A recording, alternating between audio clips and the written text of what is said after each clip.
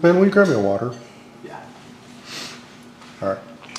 We are live. Let's go, baby. All right, let's do this. Cheers. Cheers. Thanks for having me. Yeah. The house. Hey guys, Matt here. We are back for another steak battle video. This is season 7, episode 5. We have Ty Tannatt, the tournament director for the Disc Mania Challenge this year, renamed from the Des Moines Challenge from previous years. Ty, how are you doing? Good, man. Had a good day. Beautiful day out at Pickard today. It was sunny and it was raining and it was raining while it was sunny. It was actually kind of nice though to have that little bit of sprinkle while it was like sunny because it was getting pretty hot. Yeah. So we have 3 steaks as usual. This will be steak 1, steak 2, and steak 3. So let's go ahead and dive into these steaks.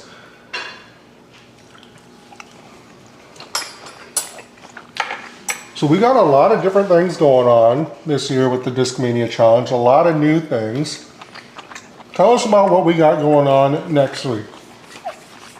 Yeah, so let's talk about the new things first. Obviously, Disc Mania title sponsor, that's huge. We're looking forward to having their team out here, both vending and media-wise. So we're looking to capture a lot of great media, you know, for the event into the future. One thing we're focused on is the spectator experience this year. So if you're coming out, look for the cameras and have a good time because we're going to use that to hopefully promote the event in the future to get more people out here. But we have the Creators Challenge on Thursday. So this was kind of like a thing that we saw on the PGA Tour with some YouTubers that they had, and I thought it'd be really cool and really neat. I knew our team here in Des Moines could handle it, and I've heard a couple of the creators like have interest in coming out to Pickard Park and seeing the hive and the crowd and all of that. So that'll be on Thursday night about 6 p.m. So after work, come out, $10 tickets. We have 17 total players. We've got 8 content creators and 8 pros that are going to be out playing alternate shot doubles with some twists. So it'll be a lot of fun. Saturday, we're doing something I'm calling the people shot. So the way I explain this is it's a mixture of Ring of Fire, and if you've ever been to like an Iowa Wild game, Chuck a Puck. So have you ever done that? So you go to a hockey game, you buy rubber pucks, and you can throw them on the ice during intermission and try to win a prize. So after MPO's lead card on Saturday, we're going to be selling Discmania mermaids for $5 a piece. They float in the water. We're building a floating dock. Keegan Reed is building a floating dock with a basket on it. And we're going to hopefully have 150 people line the shore and all throw at the same time, Ring of Fire style, at that basket. If anybody hits it, they're taking home all that money. Oh, wow. That's going to be a lot of money. Yep. So we're looking forward to that. We're also, if the weather's calm, we're going to have tethered hot air balloon rides for free, which you'll be able to see, we think, holes 13, 14, 17, 18, and 10 at least. They're free. You go up for like 5 minutes, come down. Super cool, super neat. Those are a lot of the big things that we have that are new this year. Great, awesome. That sounds really cool. Let's, since we had steak 1, let's go ahead and dive into steak 2 here. Yeah, I just found out about the hot air balloon thing. I'd never been in one, and that's something I've always wanted to do, so I'm super excited about it. We're getting you up there then. Yeah. Hopefully the weather will cooperate, and that, you know. So what's the thing you're looking forward to the most? You know, I think my favorite thing about the event is obviously the conclusion, you know, getting done with everything and that fulfillment that you get, you know, not only yourself, but looking around at everybody else that helped out, you know, all of our staff, all of the Des Moines Metro Disc Golf Club, all of the people that help out all year long, giving high fives and hugs and, you know, a couple cheerses here and there. That's always my favorite part. And then just hanging out and talking, you know, and talking about the stories that we had from the weekend. You know, like last year, the raccoon that came out of nowhere that wouldn't leave like all year or all event long. I don't know if I remember that one. I do remember that there were cows out on the course. There were cows, snakes. We talked about the snakes are back. Yeah, dude, on hole 17 last year, lead card, final round, the raccoon was just in the middle of the fairway. Adam Hammis threw from right here, and the raccoon was right there. Like, he wouldn't leave. Yeah. Was it the one with the family? Like there's a bunch of like little raccoons and whatnot? Yeah. So just sharing those stories and going over like everybody's experience, right? I mean, that's the reason that I do this and the reason that I like this event is I want to experience something with like-minded people. I want to share those experiences. Like when I go to Iowa football games, I know I have 70,000 people that like the same thing I do. When I go to a concert, I have a couple thousand people that like the same thing I do. I want to do that for disc golf. I want 5,000-10,000 people who like disc golf to come out and hang out and get to meet new people and just enjoy their experiences together.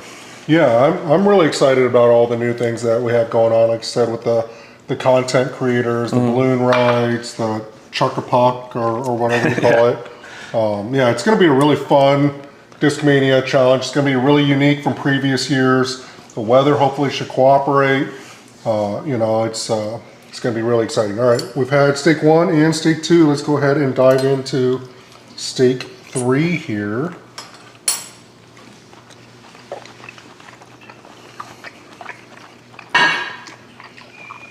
Now, I just went and played the course today. I noticed not a whole lot of changes from previous years. I know previous years we always had pretty significant changes. Do you think the course is kind of getting fine-tuned to like where you want it? Yes and no. You know, there's only so much you can do every year, you know, just with the event in general and with your time. And the first 4 years now, we spent so much time on the course. We spent pretty much all of our time thinking about the players and, you know, what they would want and what they would enjoy. And I think we've gotten to a good point, at least for now, for 1 year, where let's see how it plays out. Let's see how the course plays. Let's stop having course records every year, you know, like let's see what can truly be done out here. And then I just wanted to dedicate a little bit more time to the spectators this year. Like, we wanted to think more about their experiences, how they could have fun. And so that kind of took up some of the time. Like, we widened the bridge on hole 9, we widened the bridge on hole 10. We're trying to add these new experiences. One thing I didn't talk about is like Discotech is coming out. So that's the like arcade type game, you know, that's going to be out there on Saturday. So we moved hole 1. I thought the shot was boring. I know some people like it, but it was just a big hyzer for MPO. We wanted a dual tee pad so that our staff wasn't going back and forth, and so that we could block off the whole warm-up area for the players so they don't have to walk through vendor village. You know, we want them to feel comfortable walking from their car to warming up, sitting on the course without having to be, you know, just without having to be bothered by whoever. So, and that also allows us to open up the vendor area and make it bigger and wider. So now it's going to be more of like a U shape with things in the middle to do. Like Red Bull will be back, Discotech will be out there, you guys will be out there. Andrew Klein's going to be running what I'm calling a combine or a gauntlet. So when FPO lead card gets done every day, head over to the vendor area. Andrew's going to have a leaderboard, and we're going to basically run like mini events. You have to do these 6 things. We're going to time them. We're going to keep a leaderboard, and every day we're going to give away a basket to whoever has the fastest time. So, nice. Yeah, I think it'll be a lot of fun. Yeah, it's going to be an awesome event this year. If you haven't purchased tickets, go out, purchase tickets. It's going to be a lot of fun. We had our 3 stakes. Go ahead and retry some of these. Ty also brought over this, what is this, whiskey? Yeah, bourbon. Bourbon. So Ty's actually, you made this bourbon? Or your family did, or your stepfamily? Yeah. We went to a distillery, the Foundry, it says on there. I always forget the name of it, but it was a Christmas present that Allie's parents and their friend put together with our whole family a couple years ago, and we got to distill some whiskey / bourbon, and it's a lot of fun, and now we can reap the rewards and try it out, and it's pretty tasty. It's actually, some of the best bourbon I've ever had. And I know other people, we had it the other night, and other people absolutely loved it. Yeah, and we're drinking the old fashioned now, so it's a little sweeter, it takes the edge off, and a little smooth, but all right, let's go through. This was stake 1, stake 2, stake 3. Yeah. I think it's tough. All these were really good. Yeah, I don't know. For me, I think this is 1, 2, 3. 1, 2. So 1, 2, 3. All right. So stake 1 seasoning. This was this Meat Church Blanco seasoning. It says steak and everything else from Meat Church Barbecue. They pretty much make good steak seasoning or seasonings in general. Season 2, which it's funny, I'm pretty much out of, was the ultimate steak and roast rub. I need to buy some more. I thought I had a whole bunch in my back stock, but I couldn't find any, so I need to make a trip to the Quad Cities and reload on the ultimate steak. Although I think at the shop I do have, I think I have like 20 bottles at the shop. I went looking for them the other day and I couldn't find them. So I don't know where they're at. And then the third one was this Kansas City rub, but it's from Nelson's Meat Market in Cedar Rapids. Joe French gave this to me, brought it over. He brought over a whole bunch of different steak seasonings from the Cedar Rapids area as a housewarming party gift.